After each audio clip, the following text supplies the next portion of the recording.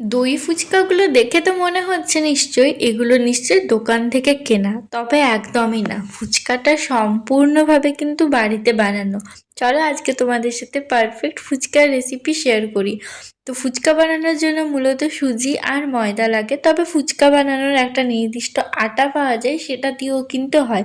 তো এখানে কিন্তু মা সুজি দিয়েই করছিল। সুজির সাথে গরম জল দিয়ে এটাকে মাখতে হবে। জলটা কিন্তু একদমই গরম থাকে, সেজন্য হাতে মাখা যায় না, চামচের সাহায্যে মাপতে হয়।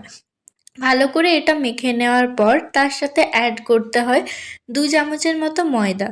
তারপর এটাকে ভালো করে মেখে এরকম ডোয়ের মতো পাকিয়ে নিতে হয়। এটাকে তারপর 10 থেকে 15 মিনিট বা আধ ঘন্টা রেস্টে রেখে লেচি কেটে ফুচকার মতো পারফেক্টভাবে কিন্তু বানাতে হবে। এটা না পুরোটা ধরো একসাথে বড় করে বানানোর পর ছোট ছোটভাবে কাটা যায়, আবার এরম শুধু প্লেন বেলনের সাহায্যেও বেলে নিতে পারো। তো মা এখানে ফুচকাগুলো একটু বড় বড়ই বানাচ্ছিল। আর এখানে একবার ফুচকাগুলো বেলা হয়ে গেছে, আরও অনেক কটা ছিল। তারপর প্রথমে এগুলো ছেঁকে নিচ্ছিল। ভাজার জন্য কিন্তু একটু বেশি টাইম দিয়ে একটু লাল লাল করে ভাজতে হবে। দেখতে পাচ্ছ কতগুলো ফুচকা হয়েছে। তারপর এখানে আমি আলুটা রেডি করে নিচ্ছিলাম, আলু, পেঁয়াজ কুচি, আর এখানে আছে দই।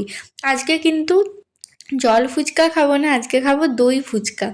তো এখানে আলুটা ভালো করে মেখে নিলাম, দিয়েছিলাম আলু সেদ্ধ, মটর সিদ্ধ, পেঁয়াজ, লঙ্কা, আর তার সাথে ভাজা মশলা, যেটার সাথে কিন্তু অনেক ধরনের মশলার সাথে শুকনো লঙ্কা অ্যাড ছিল। তারপর এখানে প্রত্যেকটা ফুচকার মধ্যে আলু ভরে নিলাম, আর দইটাতে দিয়েছিলাম সামান্য পরিমাণে চিনি, নুন, আর সেই ভাজা মশলাটা।